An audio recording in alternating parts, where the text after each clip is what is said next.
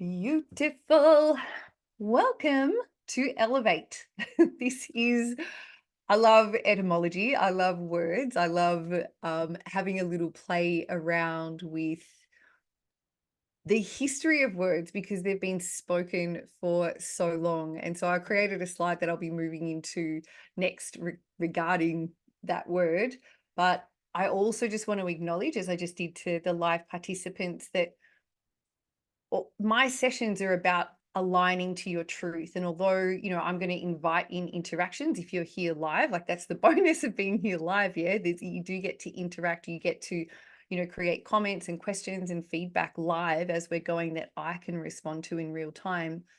It's also, your own journey. So I'm going to accept you just as you are, whether you want to stay pretty silent and keep your energy to yourself, that is completely fine and available to you. And if you want to be really involved, that is completely available to you. Like all parts of you are here now, and I accept you just as you are. There is no right or wrong. This is the unfolding journey of your own transformation. Yeah. I also love to name, particularly because this is an amazing masterclass for high achieving women navigating anxiety, fatigue, and self doubt. They are all things that have crippled me at different times in my life, which is why I get to present on them now. I've learned a lot in my journey around how to navigate beyond these. And at the same time, I know that every time I do a presentation, I've got all these different parts of me, and I want to name them for you just in case it also offers you some support at another time in your life when something's happening and you can recognize that you are made of multifaceted, multidimensional parts. And although, you know, it's not a very strong feeling for me right now, and I'm definitely, leaning on old versions of myself. But say if I had a big fear of rejection come up, and that could feel like a knot in my tummy, for instance. I'm sure that some of you might be familiar with some feelings of having a knot in your tummy when there's something going on where you're like, oh my God, I might not make it. And so in that fear of failure, like it's worrying about making mistakes, like, thinking that maybe I'm going to forget like the key points of this whole, like my whole purpose here, or not meeting the expectations of those people that are around me. And within that, if I'm not meeting expectations, there's going to be a pretty big fear of rejection. Yeah. And so I might be holding that fear of rejection, up in my shoulders. Like my shoulders could be getting really tight as I kind of crunch in through my heart, thinking, oh my God, I'm unlovable. Like, I've got concerns about being judged or criticized. Like rejection doesn't feel very nice. Yeah. And so our body can go through these somatic responses, and it's just parts of our body. It's not all of our body. And I might have another part of me that, I don't know, feels like an imposter. Like, do you know enough to do this presentation? Are you worthy?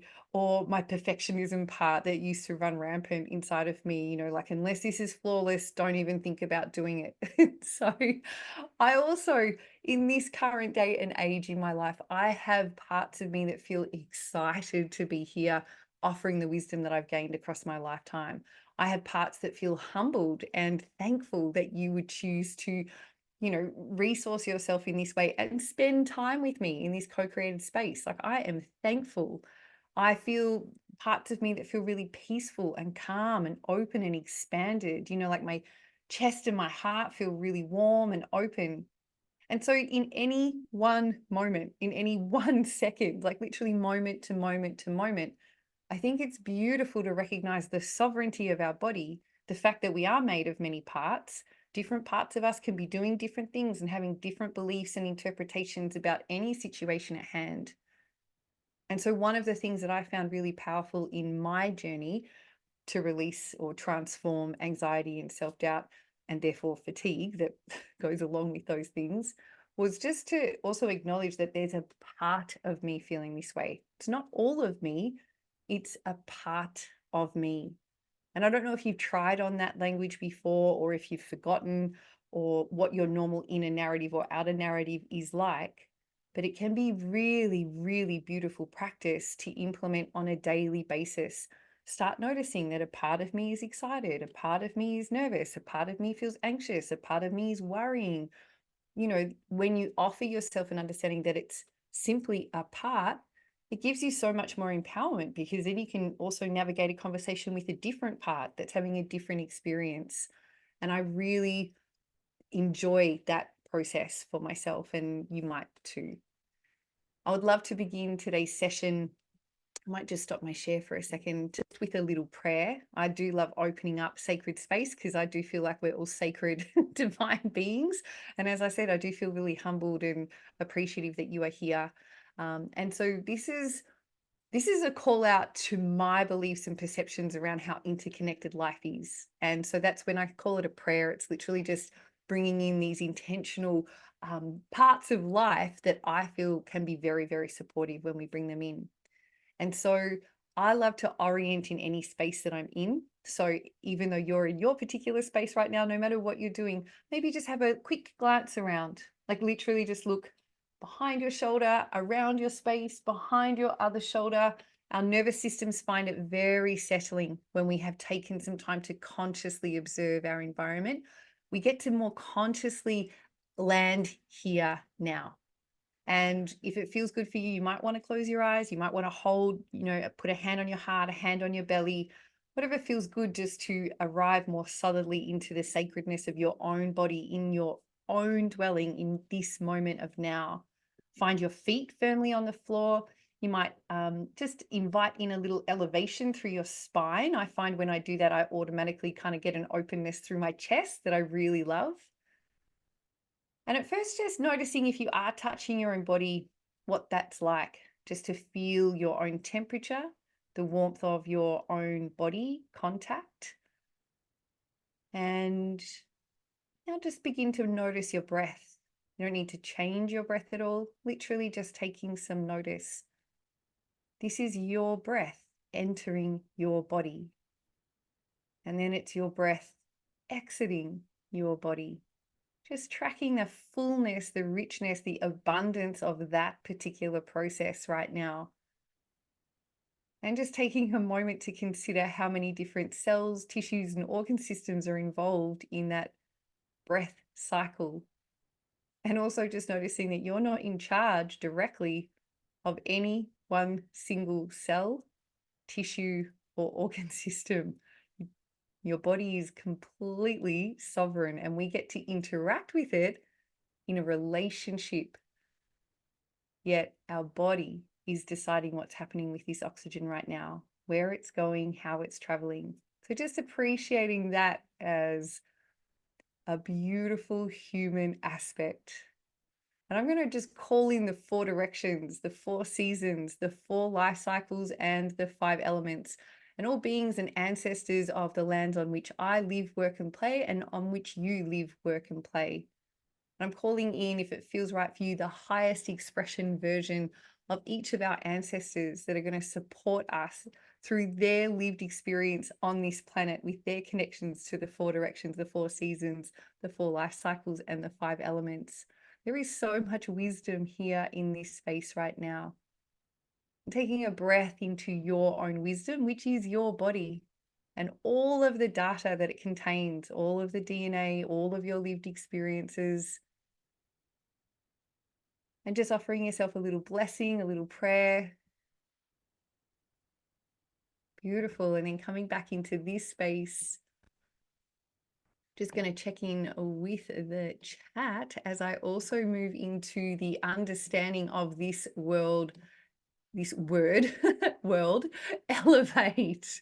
I also just want to read, we got Jill from Sydney, Australia, and Fiona is from over the ditch in New Zealand. Hi, Fiona. And Jill is here to shine with who I am, deeply, deeply shining. Thank you so much for sharing. That's beautiful. And I chose this word elevate, as I mentioned, I do love etymology. So it's a verb, yeah? And it means to lift up, to raise above the usual position. I like verbs because, they imply that there's some action, direction, like we're moving into that position, yes? And it's derived from the Latin elevatus, and figuratively it means to lighten, to alleviate, not feeling heavy and having little weight. And I know, again, in my lived experience, my gosh, have I felt real heavy and real dense at different times. And I just didn't have all the same tools and resources that I now offer people, and parts of which I'm going to be sharing in this class today. And before we move on, I also just want to ask, because, the word anxiety obviously means a lot of things. How do you know when you're feeling anxious? Like, what happens inside of your body? Like, what are the cues for you? I know that a lot of people don't even, know that sometimes, like different pains in their body, or that they're feeling a fluttering or heart beating really fast. They're not even too sure how their body's going through that process. There are a lot of different ways in which we can embody anxiety. And I'm just also curious, if you were to try on anxiety for a moment, what's the difference between that, if you kind of shake that off, and then for a second try on excitement? Like, try on excitement. Imagine just literally putting on like a jumper. I'm going to try on excitement. Like, I'm feeling absolutely pumped to do this thing. I've just won this. I'm going to go for this trip. I'm going to meet this person. I've got a date coming up. I've got a holiday. Like, there's something going on where there's activation energy inside your body. The differentiation at times can be very, very subtle between anxiety and excitement. And this is where sometimes misinterpretation of body cues can kind of put us on a sliding slope towards different experiences of life, just because we're not too sure how to interpret or to stay with our body as it's moving through its own experience of what's going on. I also feel the same about fear and courage. They're kind of like, different sides of the same coin. How do you know when you're moving from fear into courage? I've thought about this deeply many times in my life, because I don't want to stay stuck in old patterns. I like to allow myself to try on the courage to move and to continue to grow and flourish in ways that really serve me and the wider community. And I know that for me, what happens in my body is my posture changes.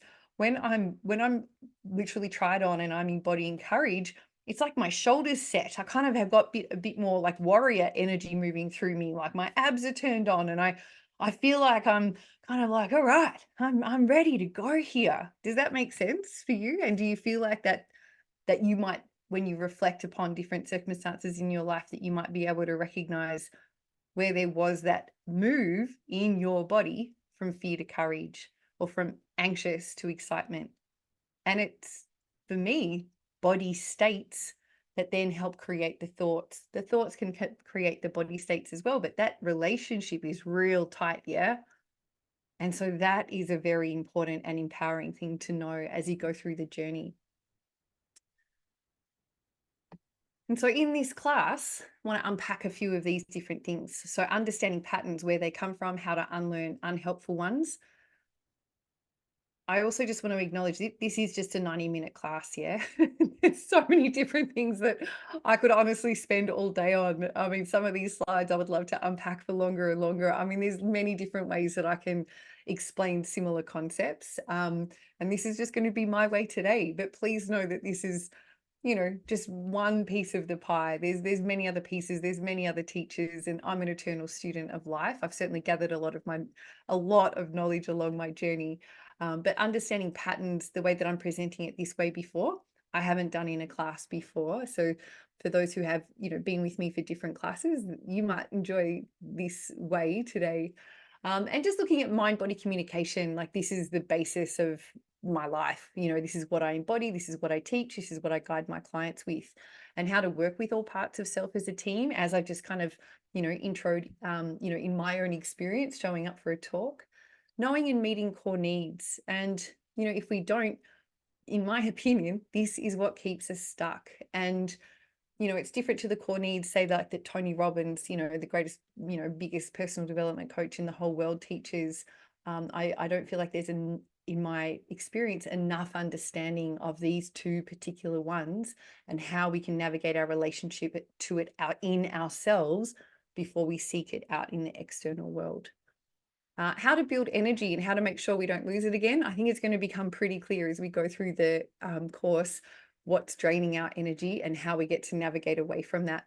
Anxiety reset exercises, I'll kind of just be blending these in as we go. Embodying your future self now, I'll do towards the end, just to practice creating those familiar paths. Our neuroplasticity inside of our body is actually really high. What neural plasticity loves is familiarity. It loves practice. And, again, like this is one class, one time. However, the skills that I teach, I mean, I think are really easy, really effective. You can take them away with you and you can practice them over and over and over again. And as you embed them into your life will change. That is the way the path of the familiar works inside our mind body system. Somatic and breath connection, again, that's just going to be part of the exercises that I love to bring in at all different points. Somatic just meaning your body, yeah. Live Q&A, I'll kind of blend that in as we go along as well, but I'm also going to create some space at the end. I honestly love questions. I never think any question's a dumb question, because questions are expansive for everybody. And if you're thinking it, no doubt someone else is, whether they're on here live or on the recording. And, I've already had lots of messages about people catching up on the recording. So if there's anything that you feel you would love me to speak more into, don't hold back. Go for it. You have full permission. And so part of, my plan, I guess, or my intention for this 90-minute opening of perspective is to enable us, each of us, to feel our responses to life in a new way, in a way that's different to the old pathways. And what that unfolds, I believe, is different understandings of how we get to nourish and relate to our body, and our body being our whole mind body system. And then that enables us to choose moment to moment to moment what we're attuning to.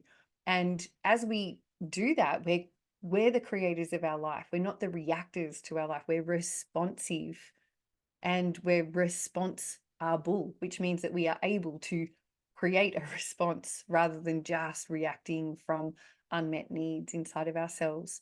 The other point that I'd really love to bring up here, and although I'm not doing a deep dive on it today, is that memories are malleable. That science understands that, we can reconsolidate memories at any time, literally by kind of lifting them up, like bringing in an old memory and shifting perspective. We can examine it from, the 4 directions. We can examine it from the 4 seasons, the 4 life cycles, the 5 elements. You can bring in lots of different ways to kind of question, expand, and look at memories. And then when we bring them back into our bodies, we can find new ways for our bodies to relate to past experiences. And again, I find that incredibly empowering. And that's part of what I help my clients with when I'm working one-on-one. Just being able to relieve some of the painful distress or literally dis-ease that might be held in our system from events long gone, whether it's in our lived experience, our own lifetime, or that of our ancestors, and it's floating around in the imprints in our DNA that's reverberating through our cells, tissues, and organ systems. So I also might offer the potential for a live demo. I don't have to, like, if someone doesn't feel like doing it live, it's something that I can just share and that you guys can follow along behind the screens. That's so fine. But if someone wants to do a live demo with me, that can happen. And so what I know is that as you relax and absorb this information, you'll find that learning effortlessly literally becomes a natural part of your experience. And relaxation is available to us all the time. Like, it's just as we notice our feet on the floor again, it's just as we feel our belly, it's as we notice our spine and our shoulders. And you just take a second to track your breath again. And you're there. You're relaxing and you're absorbing information in new ways. And I'm just going to invite in a little activation of that as we go. And so I'm curious to know, like, what do you reckon is stopping us? So when we are anxious and when there's lots of self-doubt going on, like, why do we get stuck there? What's happening? And I just want to speak into a lot of the noticings that have landed with me from, again, my own lived experience and working with clients for nearly 30 years now in different wellness industries. What I see over and over, particularly with women, I look after women more than I look after men, but I do look after some males as well. There is generally a lack of relationship to our own body. Yeah. And that lack of relationship can be a lack of relationship to being able to rest or to care for ourselves, to prioritize ourselves. I know that a big experience that I've been alchemizing over the last kind of year and a bit has been the fear of not being received fully. And that was highlighted to me in my partnership at the time. And brought up a lot of my old familiar patterns from childhood. And it's interesting how we can pick different circumstances very unconsciously in our life, and external circumstances can play out in a way that reminds our body system of what it knows it wants to do next. And if we're not really conscious, we can easily move into patterns that are really exhausting. I want to unpack that a little bit as we go as well. And so if we're not being fully received, we're not being fully seen, or there's a perception of not being fully seen or heard, felt, experienced, like we're not able to be expressed. So we feel kind of fragmented, and then we disassociate from ourselves because it hurts to feel all those things. Shame can really spiral in, and self-doubt obviously it goes along with that, and that inner critic and the inner judger and the inner comparison maker. You're hearing what I'm putting down here? And I know that the women that I speak to, because of all those different components, that feeling of overwhelm, like when the burdens feel like they're coming in kind of hard and fast, the demands of daily life feel like they're just way too much. It's not even just the being flexible to, the unusual events. It literally feels like the daily events are something that you just have to get through, and it's challenging to navigate. And then I find that there can be this spiral, not just of shame, but anger at self for being here. Like, I can't believe I'm here. And even yesterday, I had a message from a beautiful woman who's going to be watching the recording at some stage, who said she felt sad that she wanted to come to this workshop, because for her that indicated some sort of, perceived failure, or that, she wasn't doing a good enough job. And again, these are all just perspectives of ourselves that we gather over time, that is in a relationship to our body and different filter systems of our brain. And so when all of these experiences are happening, the tiredness obviously comes in. And weirdly, we don't sleep better when we're really tired. Have you ever noticed that? You're really tired, you're really exhausted, you're really overwhelmed, and you have a really crappy sleep. So that rejuvenation, that rest, that repair, it's just not happening. And that accumulates over time. Yep.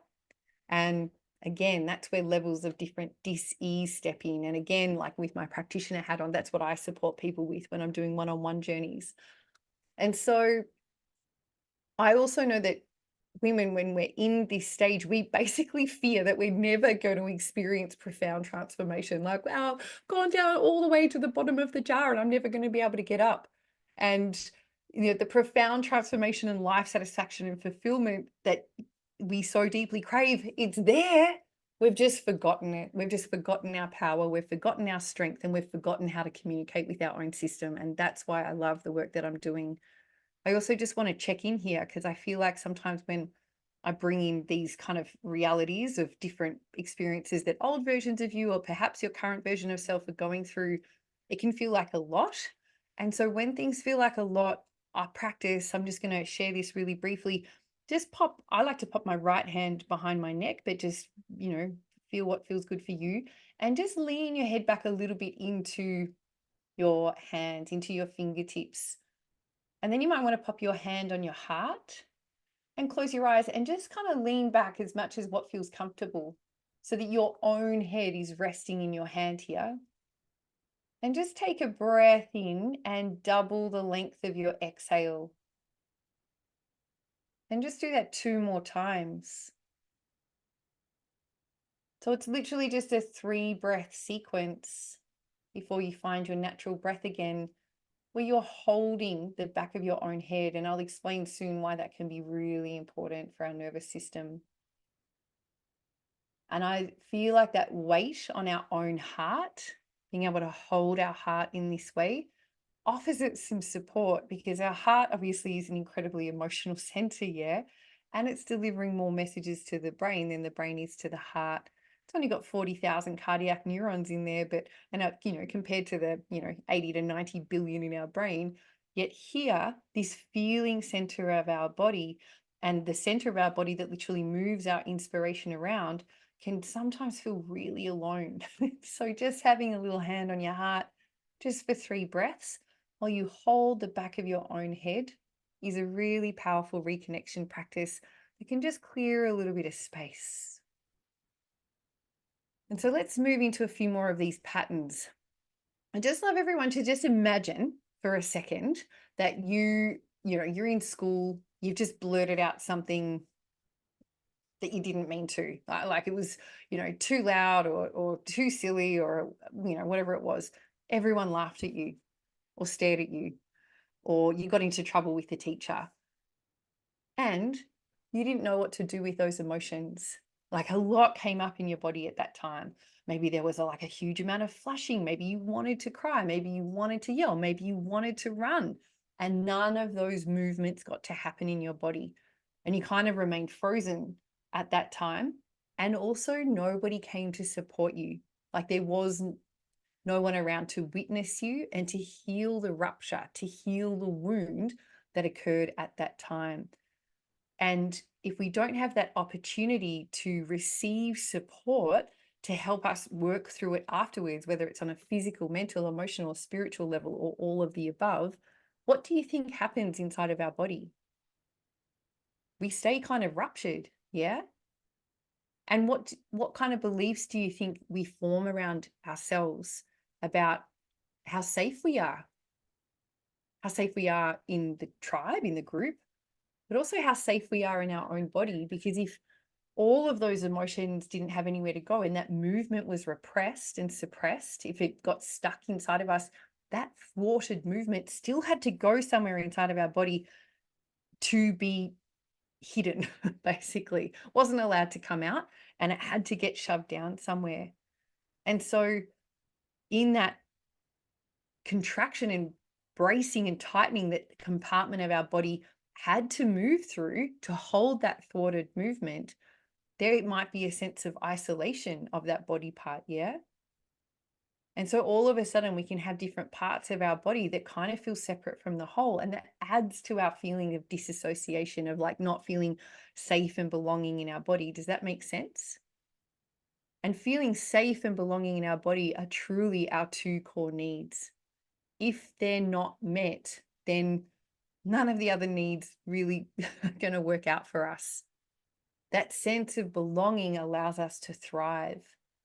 And when we feel safe, we can grow. We're moving from foundations of stability. And this is where a lot of unsustainable transformation can occur if there's not that stability to grow from. I'm not sure if you've had an experience like that, but I had a hell of a lot in my previous identities where I'd go and do these amazing experiences. I feel like I completely transformed, but I had no safety or belonging inside of my body, and therefore I had no ability to be able to hold that transformation afterwards. It just frittered away. And so I feel like it's really, really important to recognize that this is all happening very unconsciously. Yeah. Like this is unbeknownst to you and sort of unbeknownst to your body. Like your body's going through these automatic protection and survival based responses that it feels like it has to move and survive through the current moment. It will do whatever it needs to do to get you to stay alive through that into that next moment. And so whenever we're overwhelmed and we experience a rupture, that doesn't have that opportunity to heal and repair afterwards, this is kind of what happens. And you can imagine that things accumulate over time. And basically, it's just that the activation of energy, which is the move, like that's what we classify as emotions. Yeah, it's literally energy moving through us. That energy moving creates sensations. We link those sensations to the namings of emotions, but really it's just sensations moving through our body. And if we don't feel safe to express that movement, we thwart that movement. If the movement is thwarted, then we're going to have a response inside of our body that can stay stuck. I really hope that this is making sense for everyone. Let me know in the chat box if it's not, but I really want to make sure that this point lands with you. And so what then can happen is that our body will attach onto an understanding of threat with any situation that seems like it could be similar to that experience or those experiences, to those particular emotions that brought up feelings of shame and not belonging and rejection. I'm unlovable, I'm unworthy, I wasn't perfect. Like all of the ubiquitous, literally, this is a worldwide phenomenon. None of us are alone in these beliefs. We're just alone in we can feel really alone in our unique experience of them. Yeah. And so what I wanted to provide was just some examples of what can happen in an ongoing way. So we might want to choose to be controlled by other people because it allows us to not step into our power. or we want to control, like we want to like make sure that everything is very tightly micromanaged. Or we might want to avoid, be like, hey, it wasn't me, I didn't do it, I'm the victim of life here. Or we might just want to run, we might just want to totally escape it and move away from it as much as we can all the time, which kind of means that with each of these examples, and there's also many more, that we're missing out on opportunities in life. Yeah, we're not able to be present to receive, and that receiving means that sometimes we unconsciously blocking support over and over because we're not able to actually be here now to understand that there even is support to heal ruptures. And so what happens with anxiety also when we follow these patterns? Does it get better? Like if we, choose to be controlled or the controller or avoid or run away, like, does anxiety get better? I mean, I've never met a person where it does. It doesn't go away.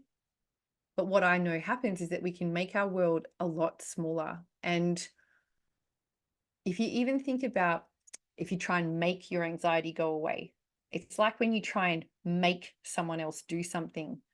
Does it ever work out? When you're trying to force something, there's a lot of bracing, yeah? Like, think of the last time that you were trying to make someone else do something where you were like, you have to do this, you must do this. Like, think about the tension that was moving through your voice or your jaw or your neck or your shoulder. Like, there's a lot of resistance energy when we're trying to force something, and it doesn't really come out with the best results ever. I've noticed in my experience. And so our our anxiety also doesn't want to be forced into a place. And the more we try and force it, the bigger the magnification in our brain ends up being. But I just want to check the chat. I can just see something's come up here. Yeah, no, it doesn't get better, Jill. Unfortunately not. But what happens is that our world will get a lot smaller. And so I kind of created this little diagram because I think visuals can be really helpful as we move along in our journey. So the world's getting smaller, like it's getting more confined and more constricted, yeah, because we're not able to stay present to the opportunities. We don't even really believe that there's miracles of life. We don't really feel like the universe has got our back. Life is happening to me, not for me, and it's not fair. Like, all of those paradigms start becoming heightened the smaller and more constricted our world ends up being. And it's partly due to our imagination, yeah? And I just want to make an example of this. Like, when we're in a threatened mindset, and that mindset is a body set as well. Like, if we're in a defensive mindset, we will have different parts of our body that are very much engaged in defensive bracing, contraction, and tightening postures, whether you know it or not. Like, that's just a natural part of that process. Our brain automatically starts filtering for the potential problems and how we're going to navigate them. And so if you were, say, for instance, feeling anxious about connecting with friends.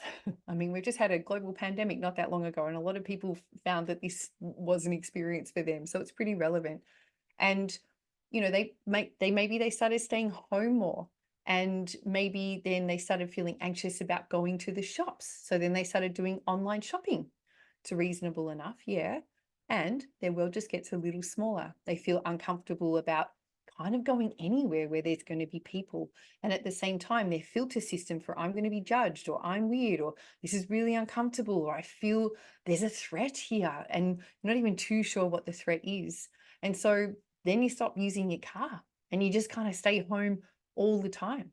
And our body starts to feel anticipations of threat that have not yet arrived. And it's remembering different threats from the past. And those memories, I just want to remind you, are malleable. Our brain will start heightening and expanding all of the remembered threats from the past, bring them in and overlay on all the tabs that we open up into the future, just to get you to survive. That's our survival brain. It's a record keeper of the past, and it loves anticipating. Well, what I really want to land here is that we're not in the present world. We're in a really small world, and the world of our body gets smaller because we've disconnected and we're not trusting our body. We don't trust the responses of our body. We don't really trust the sensations that are moving through it. And we kind of have lost then our ability to communicate effectively with our own mind-body system. And that's what I love helping people re-engage with. And if you think about even just one helpful exercise that you could do, if this might be your experience or similar to experiences that you're currently having, is just getting present now. So one of the things that does happen is that these remembered threats from the past come and cloud over, and these anticipations of threat from the future come and cloud over, and the present moment is gone. So to reclaim that present moment and open up, part of what you do is a little bit like what we did at the beginning. You look around your current environment, you orient, you might touch things in your current environment, and then you might notice how your temperature is, what your muscles feel like, what you're wearing, touching the things that you're wearing, arriving here now. And you might have to do this many times over. Like every time there's that threat response comes in, or that predictions of what's going to happen in the future comes up, or ruminations from the past come in. Okay, thank you so much. What about right now? How can I be with my body right here now? I'm going to track my breath. I'm going to feel the saliva in my mouth. I'm going to open and close my eyes. I'm going to really look at the different objects in this room and land on them. I'm going to really notice the colors, the sounds, the textures. Just arriving in the reality of this present moment of now can really change a lot.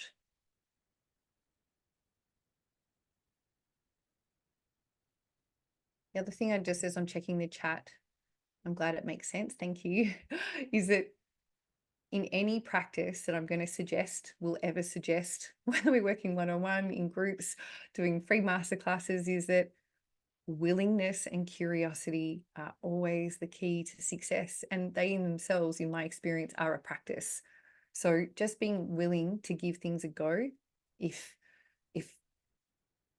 you block that, it'll really limit your ability to be able to grow and shift and change. Does that make sense? So I find one of the most helpful statements I can make is like, oh, isn't that interesting? Or, hey, old friend, if I've got my inner critics just arrived, I just change my terminology around it, where I'm just kind of saying, oh, you're here now. That's interesting. I wonder what's going on with my body right now. I wonder how I can bring myself back to this present moment of now. Just kind of inviting in that curiosity allows me then to move into the next 30 seconds, 1 minute, where I connect to my body, and things can shift and change literally in 30 seconds to 60 seconds. And that's partly because we're stopping our imagination from going wild. I just want to I'm going to invite in one question, and you might want to answer it in the chat, but definitely think about it in your head, feel into it with your body. How does the ocean remember the secrets whispered by the wind? How does the ocean remember the secrets whispered by the wind? I wonder, in what ways does the ocean memorize and know the secrets that the wind whispers? Now, when we ask questions, our brain wants to fill in the answers. That's usually what happens for most people. Some people get pictures, statements, whole stories come up, whatever.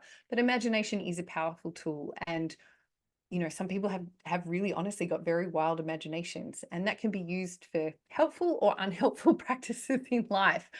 Imagination can literally exacerbate anxiety and self-doubt, because it can amplify the perceived dangers, and it can really add to catastrophizing. And, we kind of reach into potential outcomes with our imagination, and it might not ever happen. It might not, be anywhere close to true. And this is where, if we don't create space to question some of our imagination and where our thoughts are taking us, we're going to fixate on them. And so what we focus on absolutely changes everything. What our body focuses on also changes everything. And what I just want to bring you back to is that present moment awareness that I just did. If my body was responding to a trigger that I wasn't even aware of, say it was feeling threatened, maybe there was a noise outside and I wasn't really super conscious of it, but my tummy was. And if my tummy was really bracing while I was sitting here, my heart would feel that, and my heart rate would change a little bit. And I could be sitting here talking, and all of a sudden I could be having an activation of energy in my body. And if I'm not taking any notice of it, can escalate pretty quickly. And that's what's so beautiful about just taking these little micro moments to just stretch out time, create that present moment awareness, and drop into yourself and notice where you've got a lack of reality going on because you're running away in the past or way off into the future. And it's important to know this because our body is an anticipatory system. It wants to navigate life's path ahead in a way where you survive. So our body is finely tuned to predict and prepare what lies ahead. But remember, our brain, for most people, most of the time, is doing all the hard yards here, but it's doing it on all the things that it's previously learned about, but with a negativity bias where it only wants to remember the more shitty stuff rather than the more positive stuff, because that's the familiar path that most of us have learnt over the course of our lives. We're much less familiar with looking to predict ease, flow, grace, abundance, trust, surrender. Everything is always working out for me. I haven't met that many people in my life that had that lived experience from childhood where their family and all the cues around them were that everything is working out for me all the time. Opportunities are here. Everything is easy. So when we're retraining our mind body system, partly it's we're releasing the grip of that negativity bias without releasing the grip of our survival advantages and our evolutionary adaptability. But what we're doing is we're releasing this hypervigilance into just being curious and feeling a sense of aliveness to the moment. Hypervigilance is very exhausting. Curious aliveness means that our nervous system gets to rest in a sense of safety and belonging in our inner environment and in our outer environment, wherever we go, pretty much, as long as we're activating that. So it's a gift and a challenge. And this anticipation definitely influences how we perceive and respond to the world around us. There's a lot of assumptions being made, and I'm going to show you a great video about some of these assumptions.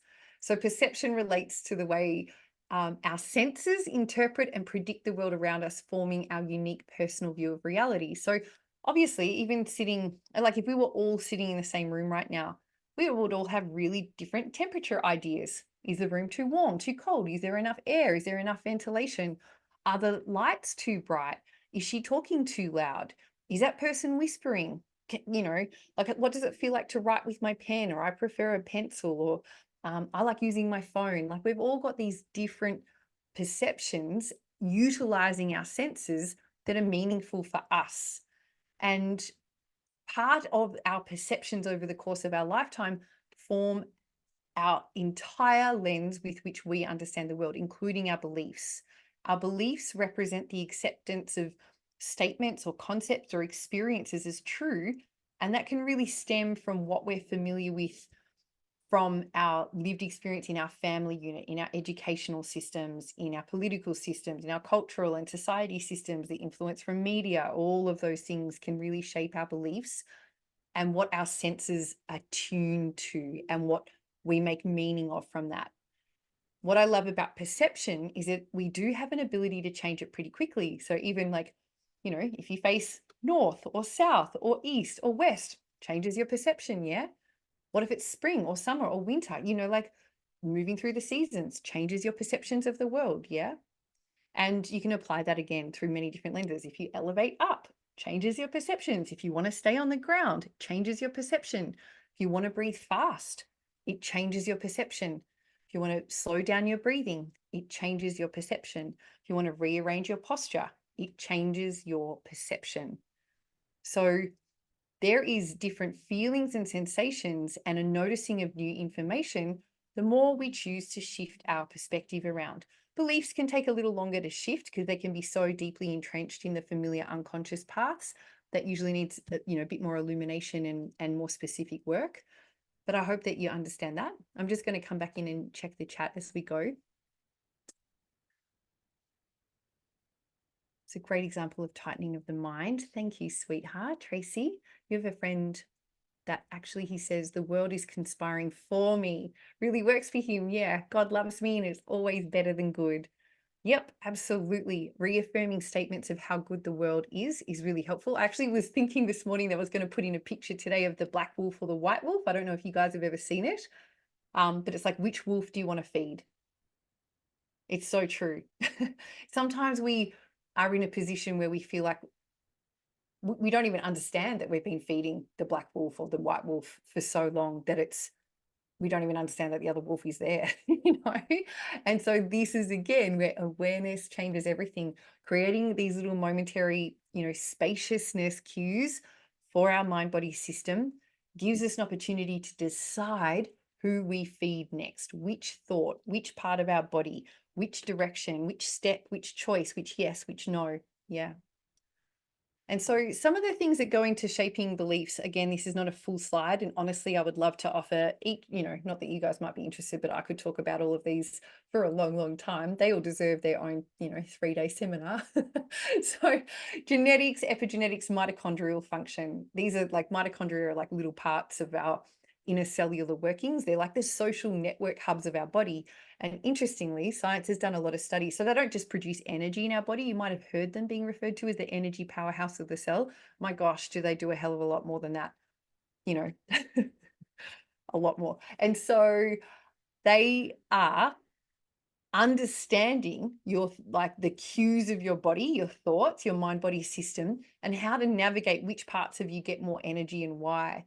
And they do form social networks throughout your whole body. So we've got a lot of mitochondria in our brain and our heart and our kidneys and our liver and our musculoskeletal system because they need a lot of energy. Yeah. But they can shift and adapt and change depending on what signals they're getting.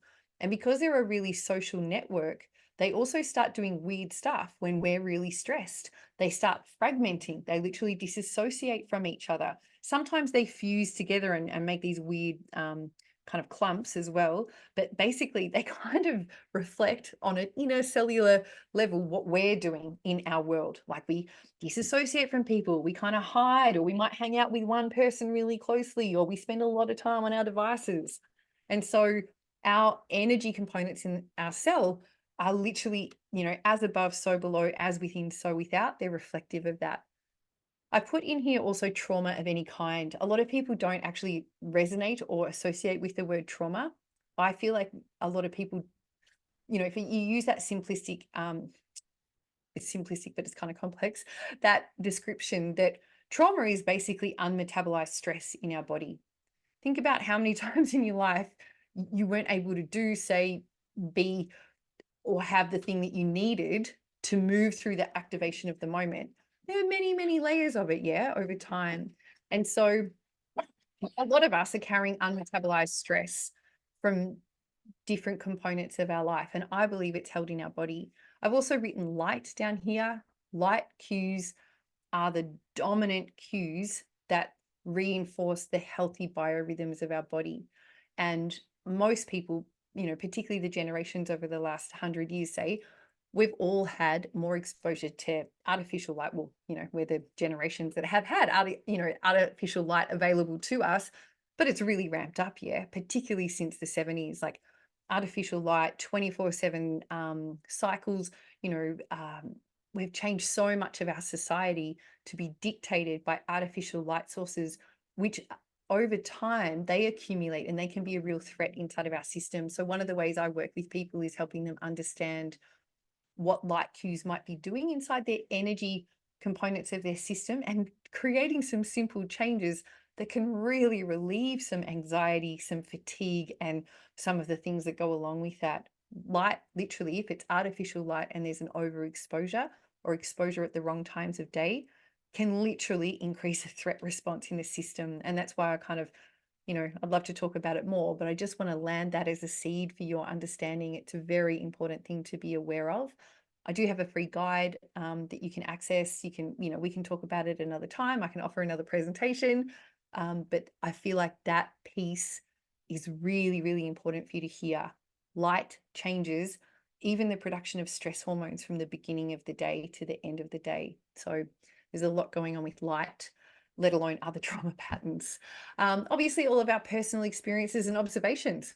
We have been living through life. And as I mentioned before, so have our ancestors.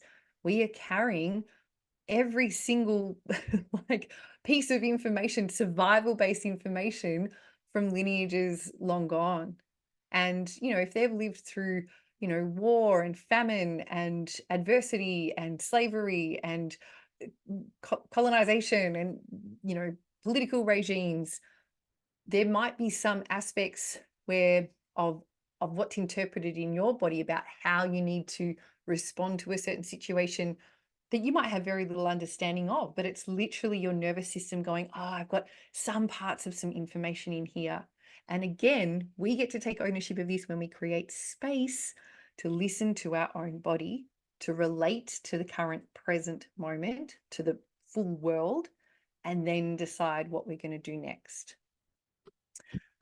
So cultural, societal norms, religious, spiritual teachings, educational experience and teachings, peer influences, media, entertainment, obviously historical events, collective memory, economic status, socioeconomic factors, political ideologies, affiliations, our personal interests and hobbies, environmental factors, living conditions, technology, access to information, language, communication styles, gender, identity dynamics, mental health, psychological factors, exposure to diverse perspectives and worldviews, and encouragement of curiosity.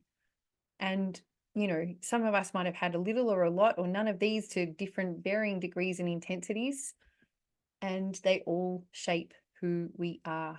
And, it's not designed to create an overwhelm. It's more just designed to create that there's all these different perspective points that shape our perspective points. And our body has a relationship with all of them. And you might have noticed that you might act differently in one setting than you do to another. And you might have felt confused about it. There are cues in different settings that our body is responding to. Our body has a relationship to the different cues of a different setting where it's like, oh, this is how I need to act now. And if you're not conscious of it, it will take you into automatic words, behaviors, and actions that may or may not suit you. And again, you get to take more ownership of that as you learn more about the language of your own body. And so some of this language is related to obviously our brain, our central nervous system, and our body. I want to show you two components. There's so many different components that I would love to talk about, but I feel like the reticular activating system is something that maybe you've heard of, the RAS, reticular activating system, and its relationship to the vagal nerve. So I want to just bring in some awareness here of how this is like our brain stem, yeah? And even the very top point of the vagal nerve, it literally moves through our brain stem.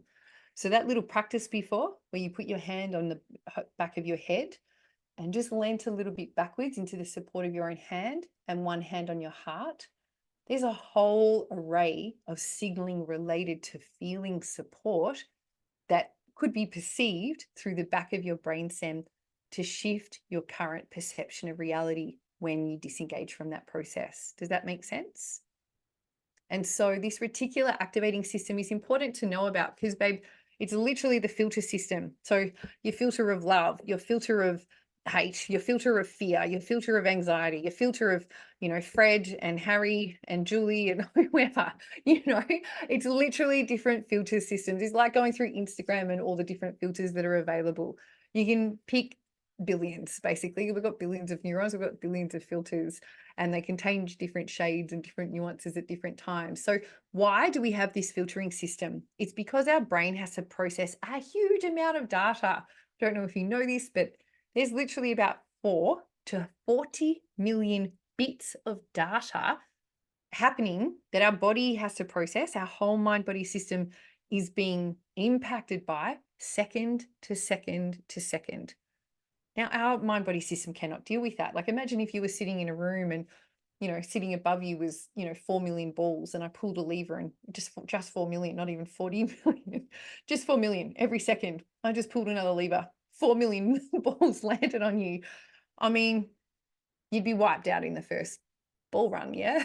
And so our brain, our mind body system has had to develop some processes of how do we filter this? How do we navigate this situation where there's all of these different light wavelengths and sounds and colors and textures and temperatures and breath, and I've got all these organisms living on my skin, in my body. Like, how can I correlate that?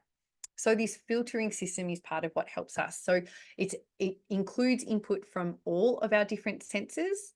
It includes inputs from our vagal nerve, and it's going to highlight the selective attention that we're going to place on the next immediate thing. And so it organizes this massive influx. The RAS, the reticular activating system, organizes this massive influx of sensory data. So it's acting as a gatekeeper. So it basically is like, you can go through, you can go through, you can go through, you can go through. And that means that it filters out anything that it decides is like, well, that's not relevant. And so the things that could not be relevant is like, that's a good news story. Oh, that person smiled at me. Oh, the sun's out. You know, that felt really good. Like it could, if you're not familiar, if your filter system is not set up to accept that, it literally can automatically filter out all of those good things. And that's why sometimes it can seem like all the bad things in life are happening over and over and over again. Like put your hand up if you've had that experience. I have definitely been deep in it sometimes where I'm like, I cannot believe that this keeps happening. And I couldn't believe it because my filter system could believe it. Didn't seem fair, but my filter system was set up for that. Yeah, Tracy's like, yeah, I've got that. I feel like every human has. And so what this means, again, is that we have an opportunity to shift our filter system. Does it happen overnight? Generally not. However, I also want to mention that it can. And you know why it can? Imagine if you had been driving every single day to work and it took you an hour. And then one day I showed you a map and I'm like, what are you doing, babe? You can take this shortcut. It's going to take you 20 minutes. Are you not going to drive that road the next day? Or would you start driving it immediately? So I just want to mention that change can be as fast as we allow it to be, depending on our filter system, yeah? That didn't seem threatening, you know, taking a left turn instead of a right, and all of a sudden it takes 40 minutes off your trip. But imagine if I could offer you some practices that literally helped you reclaim your energy to live a longer, more fulfilling, more purpose-filled life. What's your filter system like around that? You know? And this is where sometimes even though we might want something, that our filter system might be like, oh, nah, that's not really that important. More energy, feeling really good in yourself, more self-acceptance, more self-love sounds good, but yeah, we don't need to do that practice. We don't need to show up for ourselves daily. We don't need to keep adding and learning and growing. You hear what I'm saying? And so everything in life is patterns, basically. So up in our brain, up in these neural networks, they follow patterns. So our neural pathways will follow familiar patterns. And part of the reason why that happens is, I don't know if you know this, but our brain takes up a huge amount of energy, mainly because our eyes also, they are the highest metabolic rate organ in our body. Our eyes are literally like our visual cues, taking in, drinking in all of this information. That takes up a lot of energy that we consume. Our brain takes up a lot of energy. Our body loves to conserve energy just in case one day we run out of it and we've got to survive. So to conserve energy, it'll pick the path that's most familiar. That's what this RAS system does. It filters. It's like you can go to the fear center of the brain. You can go to these different emotions. You can go to these different memories. So for us to be able to navigate through the RAS, we do that mainly through the vagal nerve. And look at all the organs that the vagal nerve connects to. Like it's kind of our whole body, yeah? It's like the vagal nerve is the 10th of our 12 cranial nerves. It's called the wandering nerve because it moves through our whole entire body. If you've ever had any issues with your breath rate or your heart rate or digestive system function or, you know, liver issues, basically anything happening in this section of your body, your vagal nerve's involved. And so is your filtering system. And so I don't know if you remember when I said before, but claiming space in the moment, that's how we get to navigate new levels of awareness to create new choice. That comes through the sensory experience of our vagal nerve, as well as all of our external senses. So the more that you can notice with your eyes, your ears, your mouth, your skin, like all of your touch senses, the more that your body can calibrate to, oh, I'm here now. You're bringing in more data, and it's highly unusual that any of us honestly are under direct survival threat. Like none of us are right now, yeah? And maybe you live in circumstances where maybe there's some threats happening, but they're not here right now, or you wouldn't be here live or on the recording. And so when we get to remind our mind-body system that in this moment of now, no threat here now, look, I'm gathering all this data. I'm letting you even know through the way that I'm expanding my lungs, the way that then that changes the way my heart's beating. and the way that I can feel my belly as I use my breath. All of these are data points that allow the RAS to be like, I can open up different filter systems here because there's different cues running up these centers through the back of the brainstem. Does this make sense? This is where your sensorial experience of your body comes online to change your life. And it's, you know what I love? It's not related to anybody else. It's related to you. You are the power. You've always been the power. You will always continue to be the power.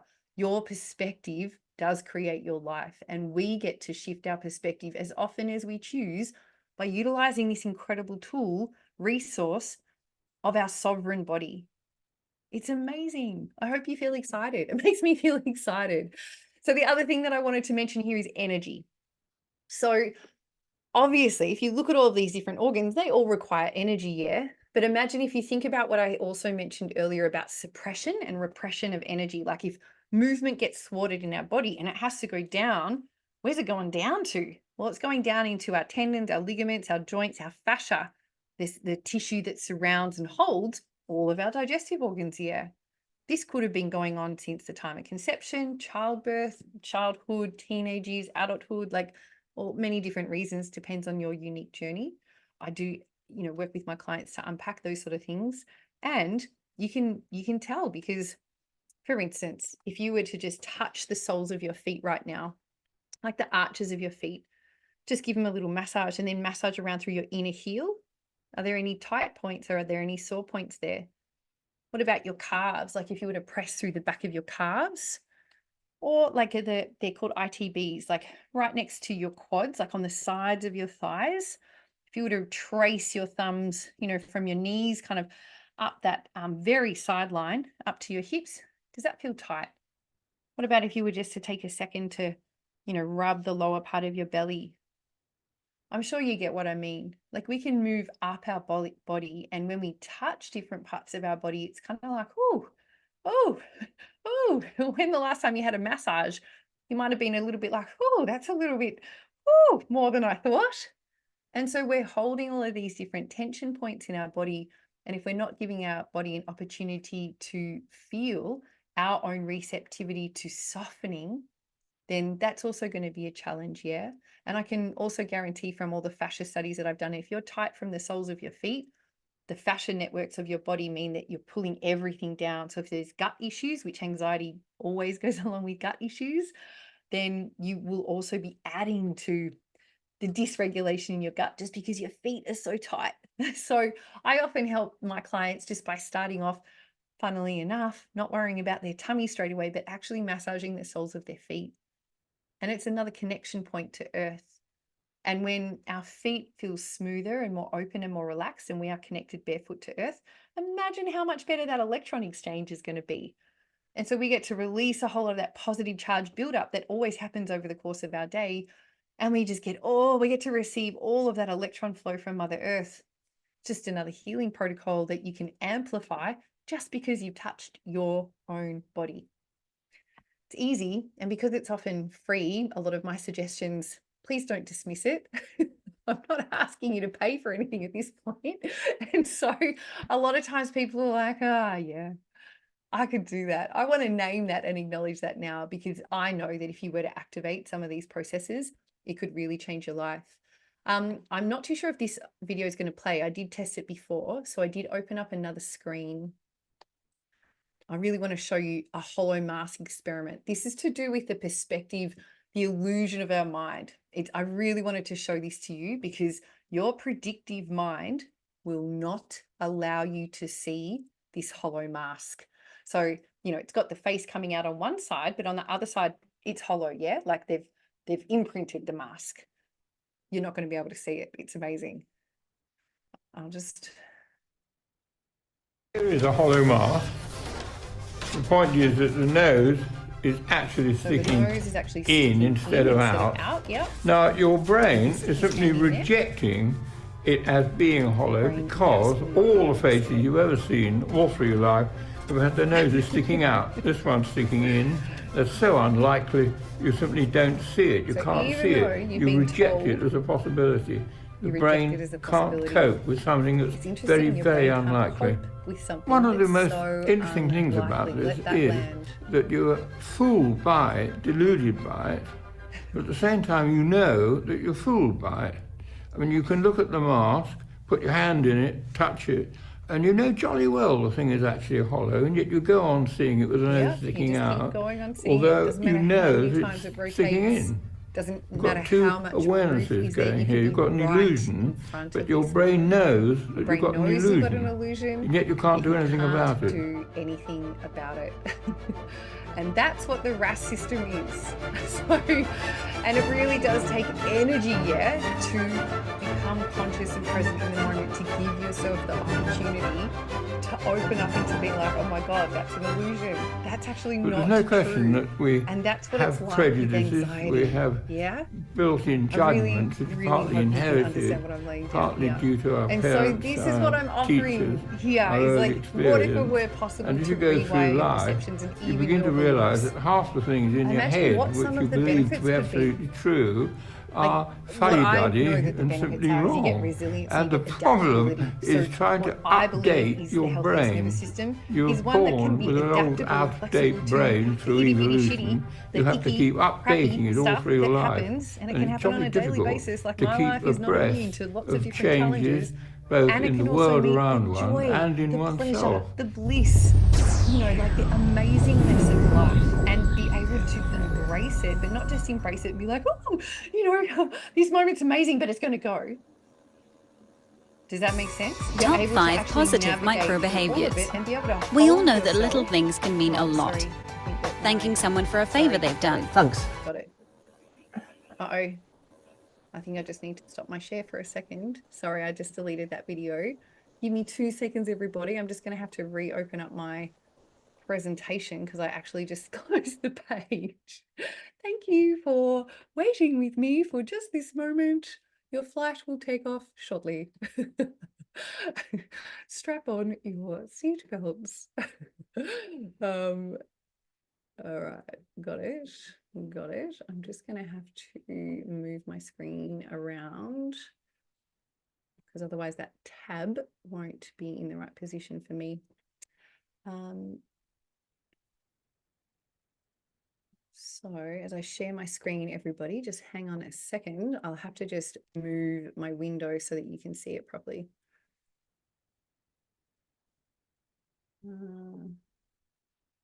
Yay. Okay, I think we got it. So I wanted to go back. I've just skipped ahead a couple of slides somehow. But so what if you had the resilience and adaptability to stresses, higher energy levels, greater self-acceptance? Like, honestly, what could that bring to your life? I feel like for most people, there's a recognition that life can honestly feel more fun, more playful. Like, when you're anxious, when you're feeling fatigued, when there's self-doubt going on, there's that lack of confidence. Not a lot of things feel really fun. I have lived that experience. I know it deeply. And you know what I love? Like, fun is one of my highest values. Yeah. Fun and playfulness. And I bring it to my life every day. And, I like, sometimes things happen and I might feel really quite activated in the moment, but my ability and my capacity to be able to just meet things over and over and trust myself is far beyond what it's ever been. And that's what I am honestly obsessed with sharing with other people. Like, I feel like that's what's so, so beautiful. I'd love to know if someone does want to do a little demo with me live. I'll just come off sharing for a second.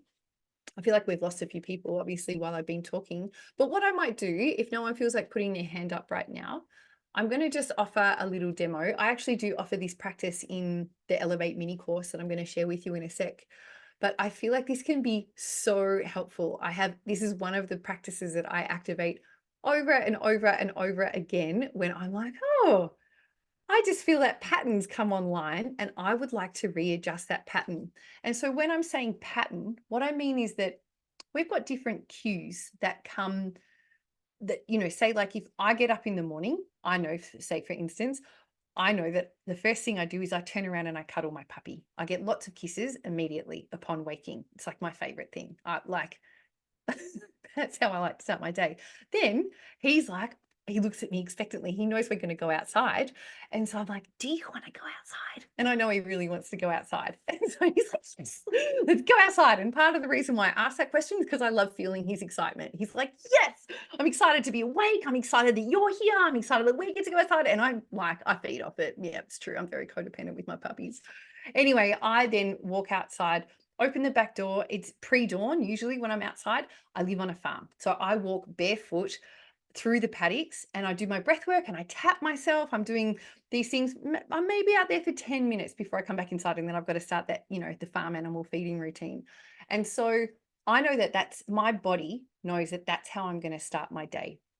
And so there's a level of pattern that's within that. Yeah.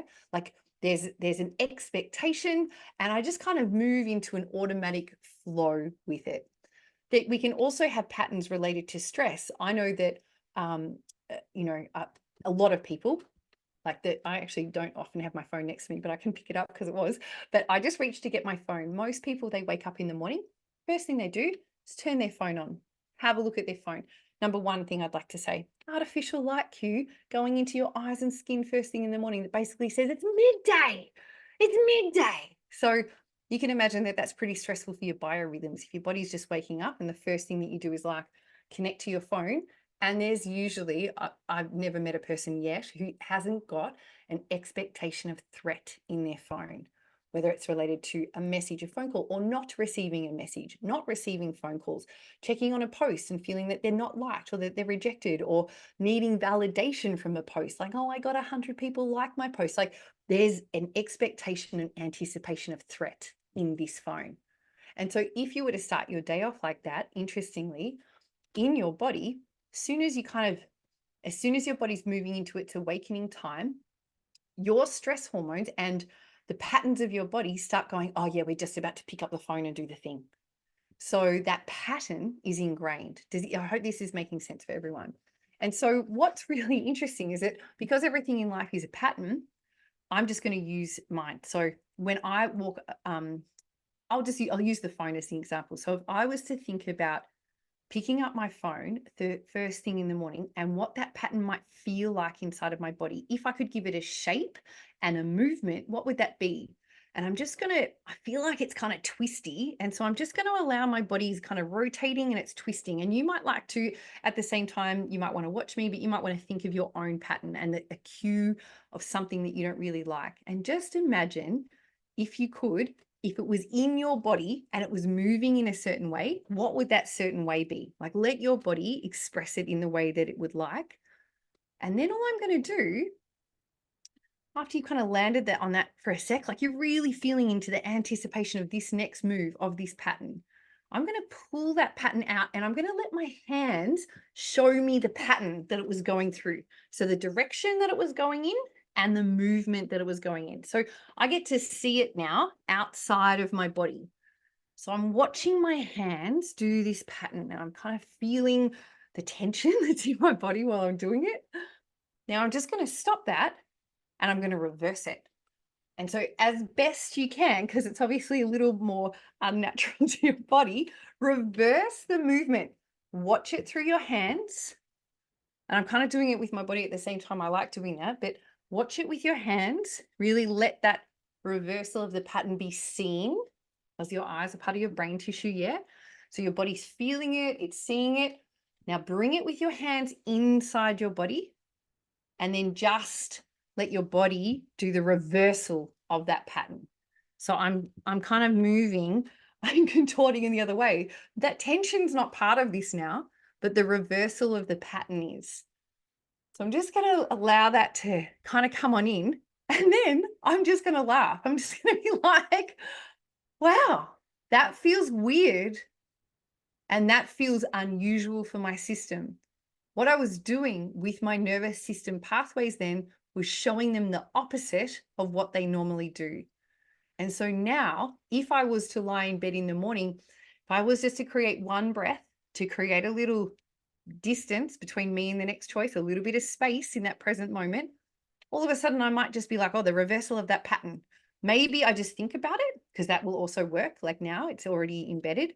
Or I might just do one little twist. So for me, I've also used this pattern for procrastination. Like if I know I really want to do some things for work, but I'm like, oh, I'm just going to cook. I'm going to go in the garden. I'm going to take the dogs for a walk. I bring up this pattern. Like I know what my reversal of that pattern is. So I activate the reversal of the pattern and I'm like, I'm just going to go sit down. I'm going to set a timer for 15 minutes. I put a boundary around it because our nervous system loves boundaries. And I'm just going to do the thing for the next 15 minutes. But because I activated the reversal of the pattern, all of a sudden my body's like, oh, we can do the thing now. Does this landing for everybody? It's a very, very simple body-based pattern interrupt. And I have found it to be amazingly effective, not just for me, but I offer it to my clients in sessions. And you can apply it to any pattern that you know that you would like to interrupt. And you might need to practice it a couple of times for really embedded patterns, but sometimes also our body's just like, oh, I got that. That felt really good. The reversal of that felt so good for me that that's what I want to just keep doing now. So it's an amazing thing to offer our body that level of learning. I'm just going to tap into, I could see Jill typing. Yeah, great. Yeah, it is mind disrupting. That's what I love doing, disrupting our mind, changing the patterns. Like this is how we get to create new things. So I know we don't have very much time left. And what I would love to just share with you is this little kind of flower. I wanted to make it a flower pattern because there's nothing wrong with anxiety. It's a pattern. It's a pattern of protection. Sure, it might not serve us in the way that we want to grow because we can't really grow when we're in defensive patterns. Yeah. Like we're just busy conserving and using all of our energy for defense. Like that makes sense. Good on our body, doing what it thinks it needs to do, what it believes it needs to do. And what I love about flowers is sometimes say in different weather conditions, they might get really defensive. I've seen it in my garden, like when we have really hot days, everything kind of shrivels up and it goes into defensive. Then the water comes, the openness comes, the weather patterns change, and all of a sudden that flower can flourish. So I liked the image of a flower because nothing wrong with any flower that has had some sunburn for a day and then gets some rain. Yeah. And that's kind of what it can be like for us. So what we always have to start off with is stimulus, activation energy. There's something that happens that triggers sensations in our body, energy moving. Something wants to move in us. Our voice wants to move, our body wants to move, something. That's when a challenge arrives, our body wants and needs to do something. If that sensational experience in our body or that RAS system only applying a filter to some of our sensory experience gets misinterpreted, our mind body system has to follow the familiar patterns. It has to because it's an energy conservation machine. It's not its fault. It's just what it was designed to do. And we can work with its design in new ways. And so when it's misinterpreted, of course, it makes sense.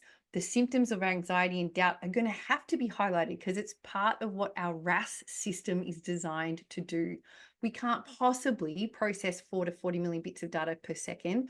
Our RAS system is doing its best trying to pick out the 40 most important things depending on our past experiences. And if we haven't created space to open up our senses, it has to go through these kind of automatic protocols. Yep. A little bit like if any of you have ever called a telephone company trying to change a bill and you get passed along automatic processes, can be really frustrating. It's kind of just what has to happen to get to a different result. So anyway, temporary relief we get in the survival pattern of our unconscious choosing. So our body might go into flight mode and want to run, avoid, escape, deny, or it might want to, control everything, or it might want somebody else to tell them what to do, like whatever that temporary relief in the survival pattern does. It does create a level of some soothing just because it's familiar for a short amount of time. And then it's very short because in that time, our body recognizes and our mind system unconsciously generally recognizes that there's an absence of safety inside of ourselves here. Like we're disassociated, we're disengaged. There's parts of us that feel isolated, separate, like this part of me is bracing and tight and contracted, and there's pain down here. And so our sense of belonging in ourself is bereft, and we're not able, we're believing that we can't offer a corrective experience. So, when I related it back to that story at the beginning, when there wasn't that opportunity for healing and repair after the rupture, Sometimes it can happen at the time, beautiful, and it can also happen afterwards. But if we miss that opportunity for at the time or afterwards with support, with resources, with space, with a sense of belonging and safety, like I witness you, I see you, I hear you. That was hard, yeah. I really feel for you, that little part of mine, my little heart. You really felt that today when that person spoke to you in those words. I just want to take a moment to acknowledge you, and my belly, I can feel my belly come online actually now that I think about that, now that I feel into my body a little bit more. Like that can be a corrective experience, yeah? It doesn't need to be super challenging. And so what this flower is this reinforced pattern of anxiety and doubt. We've got the stimulus, misinterpretation, the symptoms, temporary relief, absence of safety and belonging, corrective experience, and the whole flower just keeps going around like that. And so obviously some level of anxiety can be helpful in the short term. Like, it can drive us forward. A little bit of, anxiety, as I said, like what's the difference between anxiety and excitement, fear and courage? It's nuanced. So I'm not saying that it's not a bad thing to have these different sensations and emotions and energy moving through our body, different thought patterns. I'm just saying that there's different ways that we can negotiate with it, change our boundaries around it, and work with our body in a more collaborative way. And I just want to remind you, when we're working with our body, this vagal nerve experience is a very, very big one. So we can work with our feet, absolutely. And at the beginning of this session, I ask people to press their feet into the ground. It's because when we're in our head, we often forget we've even got our feet and our legs. Like, where are we in time and space? We're running off into the future, or we're, buried in the past. Where are our legs then? They're not there. And so if we can activate just some feeling and sensation through our legs, and or through our hands, even just flicking our hands, bilateral movement, like all sorts of things that I've taught in other classes, and in some of these in the Elevate Masterclass that I'm going to share with you. And so we have this vagal nerve system, and it's signals from our entire body that are impacting our RAS, but definitely your breath rate, your heart rate, the sensorial experience that you choose to place your intention, attention, and perspective on will shift what thoughts you think. And so then you get to create a new flower. You get to choose space. You get to choose the present moment, the present world, the present reality. You get to choose your own body. So you've got stimulus and activation energy that comes in. Again, natural part of life. It's a normal part of life. But now we've got this bit, this little bit of space where we take time to add more data through our senses, but also through naming. Like even in the process of just saying, oh, my heart rate just went up for a minute there. I'm just going to take a second before I respond. I'm not too sure what it was about. I just need a little moment. Yeah, literally just naming what was happening inside of the body can totally change the experience. It's no longer a threat. It's no longer going to escalate. It just gets to be held for a second, create a little bit of space. You get to reset, make the next best decision for your life. So more ease is available. Different patterns come online. Different brain networks come online, different body networks come online. So you can more consciously choose your pattern. Do you want to run a survival pattern? If you do, that's fine. Do you want to want a thriving pattern? If you do, that's fine. And so you're building trust, safety, belonging, and corrective experiences in your system. Yeah. And so, of course, this is underpinned by awareness, willingness, curiosity. These are the components that get to shift those patterns. I just want to take a breath there, because it's so possible, and it's often not as challenging as people really think it is. It doesn't need to be, in my experience. And so we obviously, I know you probably know this, I'm not going to teach anyone to suck eggs. And I also just want to remind each of us, including myself, I cannot control the past or the future. I cannot control other people's healing. I cannot control other people's motives, or what others think of me, or what others feel, do, and say. Nothing external to me. What I can control is my internal safety and connection in the present moment. I can control acknowledging myself and my parts, how I express my truth, how I choose my community, how I choose my mind, body care, nourishment, and nurture, and how I get to be a powerful conduit of my dreams. All of them are up to me. And so that's why I have created and put together a little 8-day mini series. It is very inexpensive. It's $88. It's an on-demand library. you literally get access to the first day today. What I've done is filmed lots of fast classes. Some of the classes are like 3 minutes, 4 minutes. I think the longest class is 12 minutes. Some days you get one video, some days you get two videos, sometimes you get a worksheet. It really depends on how long each class was. I kind of, arranged it all. But what I've done is provided you heaps of different ways to create space in the moment. And what I've done is create it for 8 days, because from this class, it's a great foundation of understanding. Then you've got a whole week to practice some very easy to implement tools. Plus, then you've got an extra day to get your flow going. And then you could rewatch the whole video series. I mean, it's really easy to access and navigate.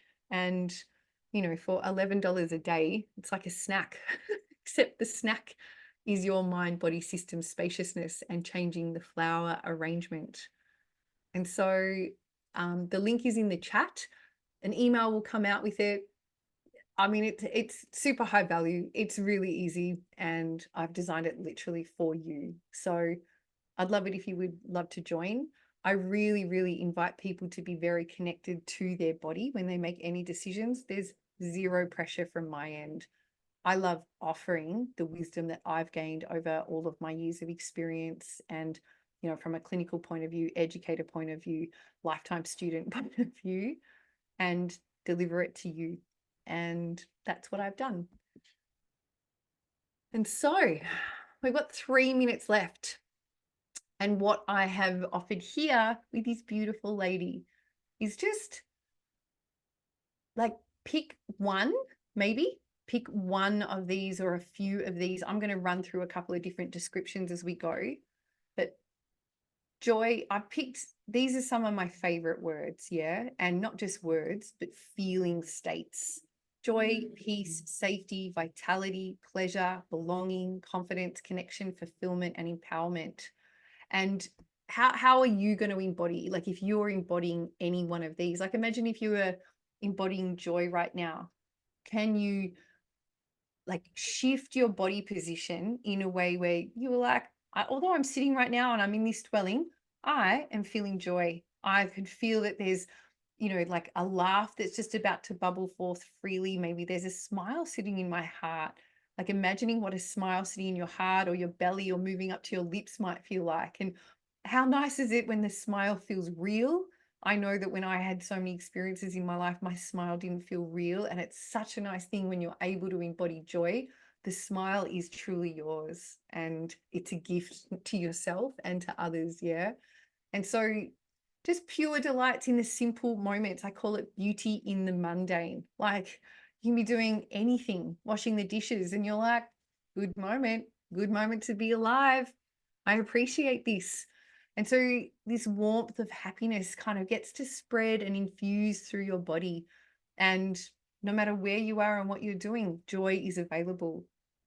Or perhaps maybe your word for today was peace. And I know that particularly when anxiety's been high, it can be such a beautiful thing to be like, oh my gosh, I remember that feeling of peace. I have felt peace before and I know what it's like.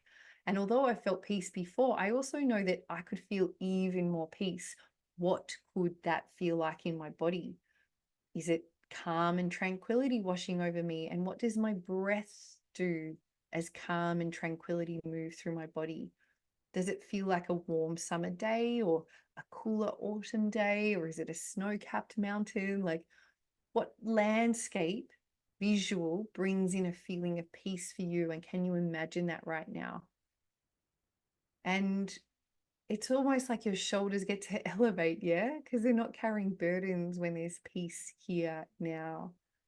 There's a deep sense of calm, connectedness, and serenity. And it's a beautiful feeling to know that you can practice embodying any state of being anytime you choose to create that space with your body. And no one else can practice states for you. It has to be done by yourself. And as you keep practicing over and over and you get more ideas and you activate more of your imagination and your RAS filter system starts to expand what networks it's connecting to and you activate more of your senses in the experience, you do get to expand your familiarity with the degrees and intensities of different emotions, like joy and peace and love and belonging and connection. And I know that that's true because in my past experience, I didn't believe in them, and I used to block them and deny them and run away from them when they came online because my body didn't know what to do with them. And now I'm like, come at me. I, I would love more of you. I appreciate you. I feel grateful that my body can expand into those feelings. And it's been a practice. So I'm offering you this practice in the 8-part mini series. I want to say thank you so much to the people who've joined. Thank you so much, Jill, also for being on screen and for all your supportive comments. I've really loved your presence. Sorry about my video issue before. I do apologize for that. That was my tech goddess, wasn't quite online for that. Anyway, that's what I'm doing. If anybody wants to ask me any questions before I jump off, or before we all jump off, of course, but if any questions come up afterwards, I always invite email. Like, you can always email me. I've got all the social media channels. Like, you can find me in a million different places and you can connect with me through there. But thank you. As I said at the beginning, I feel really honored that you've chosen to come and share some space with me. Whether you're here live or on the recording, it truly is an honor and a delight, and it really inspires me. So thank you. Thanks, Jill.